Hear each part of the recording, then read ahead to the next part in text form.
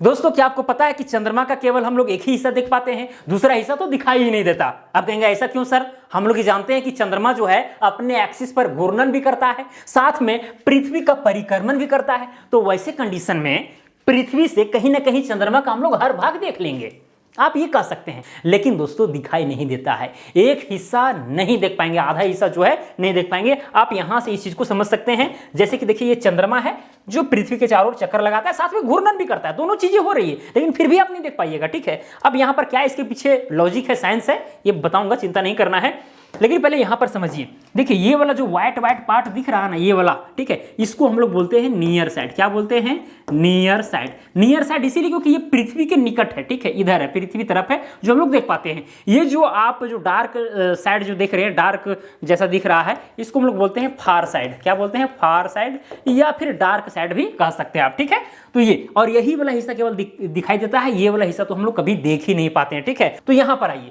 देखिए पहले हम सोलर सिस्टम को थोड़ा समझ लेते हैं कि क्या है, इसमें क्या हो रही है यहां पर आखिरकार। ठीक है, देखिए दोस्तों ये सूर्य है, आपको ये पता होना चाहिए कि सौर मंडल में 99.84% के आसपास जो है सूर्य ही द्रव्यमान ऑक्यूपाई करता है। इस बात को आपको ध्यान में रखना चाहिए।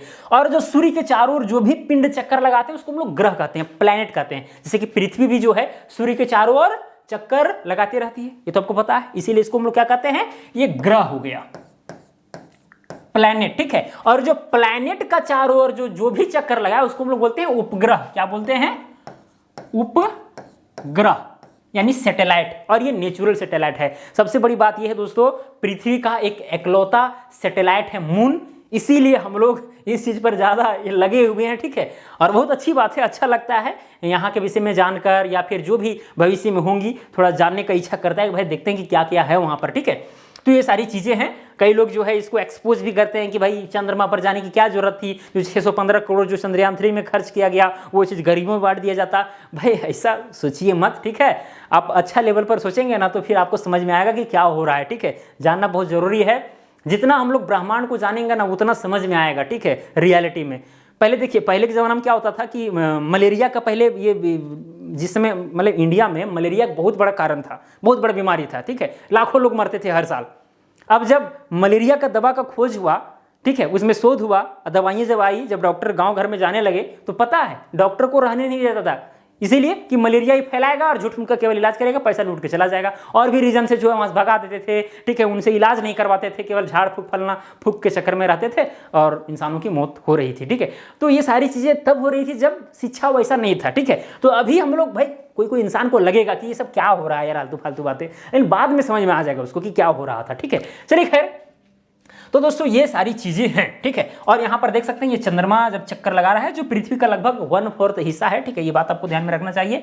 ये है नॉर्थ पोल, एक साउथ पोल है। जिस तरह से पृथ्वी का नॉर्थ और साउथ होता है, पृथ्वी भी देखिए, पृथ्वी परिक्रमण भी करती है और साथ में अपने एक्सिस पर घूमती भी है। इस चीज को भी आपको ध्यान में रखना है। ठीक है, अपने एक्सिस पर घूमती भी है पश्चिम से पूरब की ओर। ठीक है, चलिए, और मून भी जो है परिक्रमण के साथ वो अपने एक्सिस पर घूमता है। चलिए दोस्तों, अब यहां पर बात करते हैं जो एक तरफ दिखाई देता है और एक तरफ नहीं दिखाई देता है उसके ऊपर। ठीक है, देखिए दोस्तों, यहां पर हम लिए हैं पृथ्वी। ठीक है, पृथ्वी का चारों ओर चक्कर लगाता है चंद्रमा।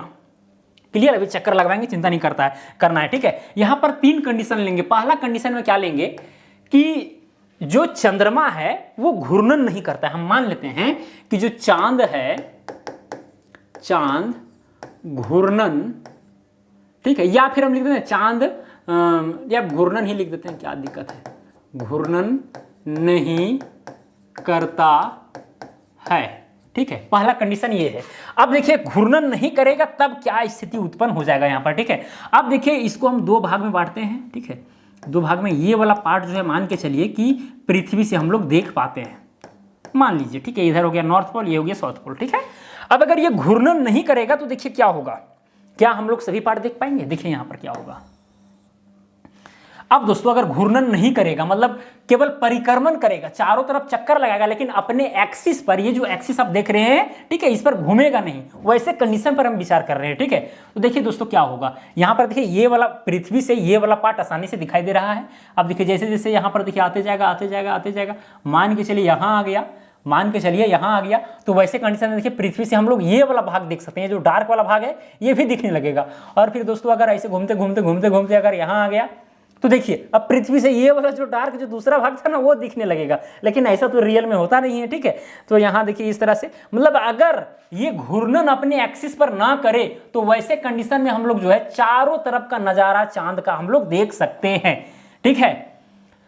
अब दोस्तों ये तो पहला कंडीशन हुआ, इस तरह से चारों तरफ दिख जाएगा। हम लोग जानते हैं कि नहीं देख पाते हैं चारों तरफ, ठीक है। अब यहां पर दूसरा कंडीशन के ऊपर विचार करते हैं। दूसरा कंडीशन, चांद तेजी से, या डायरेक्ट लिखते हैं घूर्णन करता है, घूर्णन करता है, ठीक है। अब दोस्तों यहां पर अगर घूर्णन करेगा तो देखिए क्या क्या होगा, ठीक है। थोड़ा तेजी से घूर्णन करेगा, जैसे कि मान के चलिए यहां आया, ऐसे करके ऐसे गया, ठीक है, और अपने एक्सिस पर अगर घूमेगा भी, ठीक है। मान लेते हैं कि इसका एक्सिस इस प्रकार से है, ठीक है, इस प्रकार से, तो हम ऐसे करके घुमाएंगे, ठीक है। और पृथ्वी का मान लीजिए मोटा मोटी, हालांकि पृथ्वी थोड़ा ऐसे रहता तब हम लोग एक्सिस वाला मानते हैं जिसके परिता पृथ्वी जो है घूमती है, ठीक है। लेकिन खैर हम लोग मान लेते हैं कि इस तरह से वर्टिकल एक्सिस जो है वर्टिकल है, ठीक है। अब इसको घुमाने का हम प्रयास करते हैं।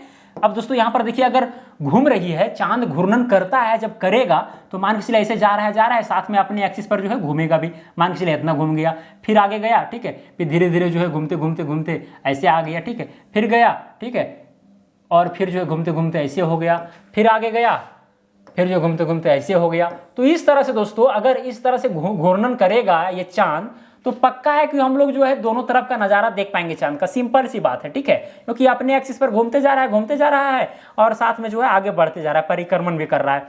तो ऐसे कंडीशन में क्या होगा कि हम लोग जो है चारों तरफ का नजारा सिंपली देख लेंगे, ठीक है। तो ये हुआ दूसरा कंडीशन, ठीक है, दूसरा कंडीशन। ये दोनों कंडीशन में हम लोग चांद के दोनों ओर का जो व्यू है हम लोग आसानी से देख पाएंगे। लेकिन दोस्तों एक है तीसरा कंडीशन, ठीक है। अच्छा, एक चीज ये भी नोट कर लीजिए कि ये जो चांद है पूरा पृथ्वी का चक्कर 27 दिन 8 घंटा के आसपास में लगाता है, इस बात को भी ध्यान में रखना चाहिए। और जो ये पृथ्वी है वो सूर्य का चारों चक्कर 365 दिन लगाती है, ठीक है। चलिए यहां पर जो है अब दोस्तों, अब देखिए तीसरा कंडीशन में क्या होगा, जो कि वेरी वेरी इंपॉर्टेंट है। तीसरा कंडीशन क्या होगा, इसका जो एक घूर्णन है, इसका जो एक घूर्णन है, चांद का एक घूर्णन, घूर्णन का मतलब रोटेशन, ठीक है, घूर्णन, ये बराबर हो जाता है चांद का एक परिक्रमण, यानी कि 1 रिवॉल्यूशन। इसका मतलब क्या हुआ दोस्तों, इसका मतलब ये हुआ कि चांद अगर एक घूर्णन करता है, ठीक है, यहां पर घूर्णन करता है और यहां पर भी घूर्णन करता है, लेकिन ऐसा घूर्णन करता है कि एक परिक्रमण जब पूरा होता है तब जाकर के एक घूर्णन होता है चांद का, ठीक है। ये कंडीशन बहुत इंपॉर्टेंट है, यहां पर समझ में आ जाएगा, चिंता नहीं करना है। जैसे कहने का मेरा मतलब ये हुआ, जैसे कि यहां पर चांद भी यहां पर है, ठीक है, यहां पर है। अब दोस्तों यहां पर धीरे धीरे जो है देखिए ये वाला पार्ट जो है हम लोग पृथ्वी से देख पा रहे हैं, ठीक है, ये ग्रीन वाला पार्ट दिख रहा है। अब धीरे धीरे जो है धीरे धीरे यहाँ पहुंचा, लेकिन यहाँ पहुंचते पहुंचते जो है ना 90 डिग्री का ये झुकाव कर देगा, ठीक है, 90 डिग्री का झुकाव हो जाएगा। मतलब कुल मिलाकर के अभी भी जो है देखिए 90 डिग्री भी घुमा है ये चांद, ठीक है, तो अभी भी जो है ये वाला साइड ही केवल दिख रहा है, ये वाला साइड तो अभी तक नहीं दिख रहा है। फिर धीरे धीरे आगे बढ़ते जाएगा, ठीक है, और ऐसे ऐसे होते जाएगा। मतलब डार्क साइड जो है ये दूरे रहेगा हमेशा, ठीक है, ये पृथ्वी से बहुत डरता है, पता नहीं, ठीक है। तो इस तरह करके आते रहेगा और फिर जैसे ही यहाँ आएगा 180 डिग्री घूमेगा, फिर भी जो है यही वाला पार्ट हमको दिखेगा, ये वाला पार्ट नहीं दिखेगा। फिर इसी तरह से आगे बढ़ेगा और यहाँ पर अपने एक्सिस में घूमते रहेगा, ठीक है, घूमते रहेगा। अब ऐसे कंडीशन में क्या होगा, जब यहाँ पर आ जाएगा 270 डिग्री में, ओहो, ठीक है, तो यहाँ पर भी दोस्तों आप देख सकते हैं कि यही वाला पार्ट दिख रहा है, ये वाला तो पार्ट दिख ही नहीं रहा है, ठीक है। फिर इसी तरह से घूमते जाएगा और फिर जो है ऐसे करके धीरे धीरे होते रहेगा, ठीक है। और यहाँ पर जाकर के ये देखिए, मतलब एक परिक्रमण जो लगाया वो एक घूर्णन भी लगा लिया, ठीक है, मतलब घूर्णन धीरे धीरे हो रहा है, सिंपल सी बात है। इसीलिए पृथ्वी का जो 14 दिन है ना, पृथ्वी का 14 दिन लगभग यहाँ पर एक दिन, केवल दिन का हम बात करें, केवल एक दिन के बराबर होता है, ठीक है, समझ में आ रहा है ना। तो वहाँ पर जो रोवर जो निकला है, ठीक है, चंद्रयान 3 लैंड किया वहाँ पर, ठीक है, जो लैंडर लैंड किया, विक्रम लैंडर जिसको कहते हैं, तो वहाँ से जो रोवर निकला है प्रज्ञान नाम का, ठीक है, तो वो लगभग 13-14 दिन तक वहाँ पर खोज करेगा। क्लियर, चलिए खैर दोस्तों, तो यहाँ पर ये जो दूसरा कंडीशन है, ये तीसरा कंडीशन जो है ना, चांद का एक घूर्णन जो है वो चांद का एक परिक्रमण के जो बराबर होता है, इसी वजह से हम लोग जो है नहीं देख पाते हैं दूसरा साइड का, ठीक है। ये दूसरा वाला साइड जो है ना, ये जो डार्क साइड या फार साइड, ठीक है, ये हमेशा दूर में ही रहता है, नजदीक कभी आ ही नहीं पाता है बेचारा, ठीक है। अब इसके पीछे साइंस है, ठीक है। साइंस क्या है आप इसको थोड़ा सा समझ लीजिए, ठीक है, ज्यादा नहीं थोड़ा सा समझ लीजिए क्या है। जैसे दोस्तों आपको पता है कि ये चंद्रमा है तो इसका कोई मास है, मास यहाँ पर देखिए अगर मास है तो सेंटर ऑफ मास भी होता है, इसको हम लोग मान लेते हैं सेंटर ऑफ मास, ठीक है, यानी मास का केंद्र। क्लियर? मास का केंद्र कहने का मतलब कि भाई चंद्रमा का पूरा मास हम एक पॉइंट पर फिक्स कर दे तो वो जो पॉइंट है इस तरह बिहेव करेगा जैसे कि पूरा चंद्रमा करेगा, ठीक है। तो उस पॉइंट को हम लोग मान लेते हैं। क्लियर? मतलब उसी पॉइंट में इसका सारा मास समा गया है तो उसको हम लोग सेंटर ऑफ मास कहते हैं। अब दोस्तों ये पृथ्वी है, आपको पता है कि भाई ब्रह्मांड में भाई दो अगर पिंड हैं तो वहां पर ग्रेविटेशनल फोर्स लगता है। क्या लगता है? Gravitational force. तो यहां पर पृथ्वी है, ग्रेविटी है, तो चंद्रमा को इधर खींचने का प्रयास करेगी।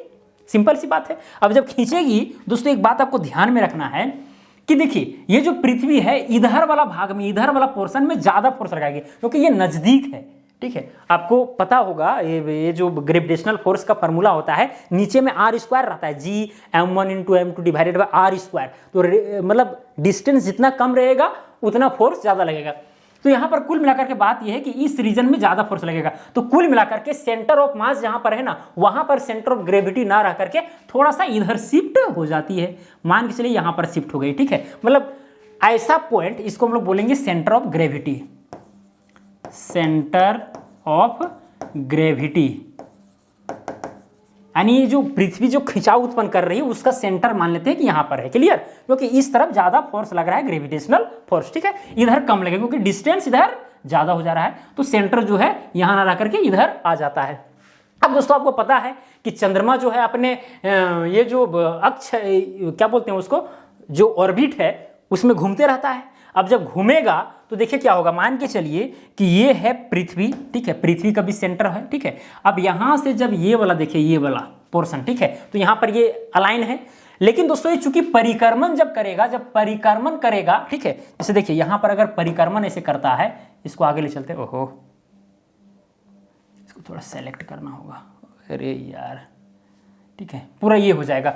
अब दोस्तों मान के चलिए यहां पर आपको समझाते हैं इमेज के माध्यम से ही, अगर ये चीज जो है ना यहां पर आएगा, जब यहां पर इसी तरह हम ले जाते हैं, ठीक है, इसी तरह से ये वाला पार्ट जो हम लोग देख पा रहे हैं, सपोज कीजिए ये वाला पार्ट हम लोग देख पा रहे हैं और ये वाला पार्ट हमको नहीं दिख रहा है। यहां पर देखिए इस जगह पर था सेंटर ऑफ मास और यहां पर था सेंटर ऑफ ग्रेविटी। अब देखिए यहां पर ये वाला पॉइंट और सेंटर ऑफ मास की मिलाइएगा तो देखिए ये वाला पॉइंट दूर भाग रहा है, तो दूर भागने नहीं देगा, ठीक है, इसको जो है खींचने का प्रयास करेगा, ठीक है। ये जो ग्रेविटी है, ये जो सेंटर ऑफ ग्रेविटी है, इसको हमेशा खींच करके रखने का प्रयास करेगा, टॉर्क लगेगा, कुल मिलाकर के क्या लगेगा, टॉर्क लगेगा। तो ये पॉइंट को अलाइन करने के चक्कर में ऐसे इसको थोड़ा सा रोटेट कर देगा और यही प्रक्रिया हर जगह होती रहती है, ठीक है। और जब तक एक पूरा ये परिक्रमण नहीं कर लेती है तब तक ये जो है एक घूर्णन नहीं कर पाती है, ठीक है। समझ में आया? अरे भाई ये वाला देखिए सेंटर ऑफ मास है और यहां पर देखिए पृथ्वी का सेंटर ऑफ मास है, ये अलाइन यहां पर नहीं हुआ क्योंकि भाई ये अगर इसी तरह से चला जाएगा, सेंटर ऑफ ग्रेविटी यहां आ गया, ठीक है, तो इसको अलाइन करने के लिए क्योंकि फोर्स यहां पर ज्यादा लगेगा। अब जब फोर्स यहां पर ज्यादा लगेगा तो इसको खींच करके इधर लाने का प्रयास करेगा, टॉर्क लगेगा यहां पर, ठीक है। तो कुल मिलाकर के वही अलाइन करने के चक्कर में जो है ये हर जगह यही काम होते रहेगा। तो इस वजह से जो है हम लोग यही पार्ट को केवल देख पाते हैं, दूसरा पार्ट दिखाई ही नहीं देता है, ठीक है। और जिस समय में ये ब्रह्मांड का निर्माण हो रहा था, ठीक है, बिग बैंग थ्योरी ये सब पढ़े होंगे, तो उस समय इसी तरह का यहाँ पर व्यू पहले हुआ होगा, इस वजह से यही वाला पार्ट देख रहे हैं हम लोग, ठीक है। और अगर चेंज भी हो सकता है तो ये लाखों करोड़ों साल के बाद होगा कि ये वाला भी पार्ट भी थोड़ा थोड़ा दिखने लगे या और कुछ हो जाए, ठीक है, वो सब बाद की चीज़ें हैं, लेकिन इतना मतलब आसान बात नहीं है कि तुरंत चेंज हो जाए, ठीक है। चलिए खैर दोस्तों, तो यहाँ पर ये जो साइंस है आपको समझ में आ गया होगा कि भाई कैसे एक पार्ट को हम लोग नहीं देख पाते हैं क्योंकि सेंटर ऑफ ग्रेविटी जो है यहाँ पर जब फोर्स आएगी तो इसको सीधा करने का प्रयास करेगा, तो यही वाला पार्ट जो है हमेशा पृथ्वी की ओर रहेगा और दूसरा पार्ट तो रहेगा ही नहीं। सिंपल सी बात है, ठीक है। कुल मिलाकर के जब ये खिंचाव उत्पन्न करेगा, सेंटर ऑफ ग्रेविटी लगाएगा, तो ये वाला पार्ट जो है, ये जो हम लोग देख पा रहे हैं, वो ये वाला पार्ट इधर आ जाएगा, ठीक है। समझ आ रहा है ना? तो ये चीज़ हम आपको बताने का प्रयास कर रहे थे। अब दोस्तों ये तो चीज़ आपको समझ में आ गया कि भाई दूसरा भाग हमें क्यों नहीं दिखता। अगर अभी तक भी नहीं समझ में आया है तो वीडियो को दोबारा देख लीजिए और समझ लीजिए सही ढंग से, बहुत ही अच्छा से बताए हैं। अगर फिर भी नहीं समझ में आता है तो भाई वीडियो को दोबारा देखिए, सिंपल सी बात है, क्योंकि बार बार बताएंगे एक ही चीज़ को तो वीडियो बहुत लंबा हो जाएगा, फालतू लगेगा, ठीक है, किसी किसी को। चलिए खैर फिर भी लंबा हो ही गया है। और भी अगर वीडियो चाहिए आपको बारीकी के साथ और भी चीज़ों के ऊपर तो कमेंट करके आप पूछ सकते हैं, बनाने का प्रयास करेंगे। तो चलिए दोस्तों आज के लिए इतना ही, अब मिलेंगे अगला वीडियो में। जय हिंद, वंदे मातरम।